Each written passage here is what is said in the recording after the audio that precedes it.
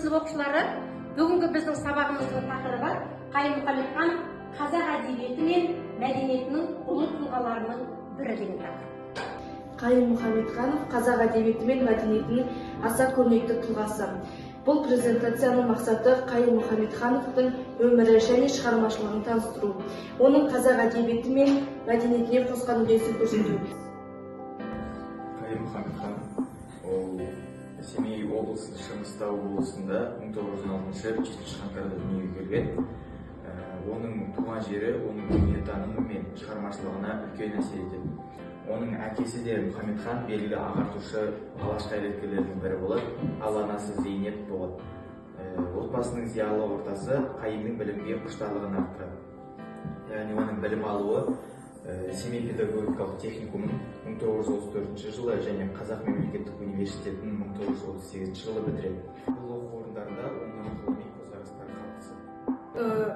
Қайым Мұхамедхановтың әкесі Мұхамедхан Сейітқұлов, ол деген мағжан айтып өткенде алаш қайраткерлерінің бірі болған және солардың үйінде Шәкәрім Құдайбердіұлы, Ахмет Байтұрсынұлы, Міржақып Дулатұлы, Жүсіпбек Аймауытов, Сұлтанмахмұт Торайғыров деген сияқты алаш зиялылары көптеп отыратын болған солардың үйінде.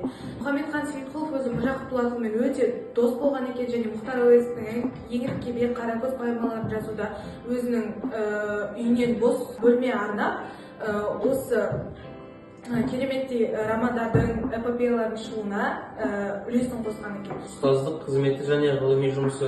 Еңбек жолы ол 1938-1951 жылдары Қазақ мемлекеттік университетінде оқытушы, доцент, кафедра меңгерушісі болған.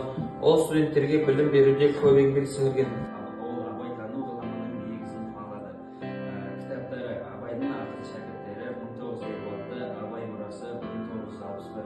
Тергеуші келіп, маған қол қойсаң, өзіңнің отбасыңа барасың деп айтады.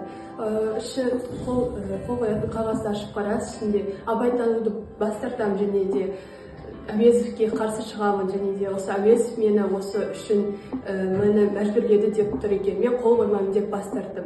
Маған өстіп 7 рет тергеушілер келді, 7-еуіне де бас тарттым. Соңында мені 1956 жылы Карлаг түрмесінен шығарды. Ол лагерден кейін қолжазбалар институтында, әдебиет және өнер институтында жұмыс істеген. Ол ғылымға қайта оралып, жаңа жобалармен айналысқан болатын. Экспедициялар мұрағаттарды зерттеу мақсатында көптеген экспедицияларға қатысқан. Оның ізденістері қазақ әдебиеті үшін құнды деректерге толы болды. Қайым атамыздың мыңнан аса көрнекті жазулары, әңгімелері бар және ол кісі Абай академиясының алтын белгісімен бітірген болатын және ол Ух тайпасынан Шоға руынан шыққан және Абайдың белгісіз жазылып кеткен 31 өлеңдерін дәлелдеп елге жария еткен. Атындағы көшелер және мектептер оның есімі мәңгі есте қалдырудың белгісі. Мұражайлар мен ескерткіштер оның өмірі мен шығармашылығының насихаттаудың құралы. Ендеше оқушылар Қайым Мұхамедхановтың өзінің аузынан өмірбаянын тыңдайық. 5-ші 1940 жылдан қоғам қайраткері, жазушымын, ақын, драматургпын, аудармашымын, ұстаз болдым. Семейдегі Абай мұражайының негізін қалаушымын 1940.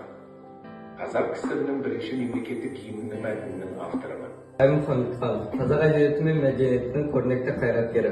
Оның абайтану саласында еңбектері ұрпақтан ұрпаққа жалғасатын мұра.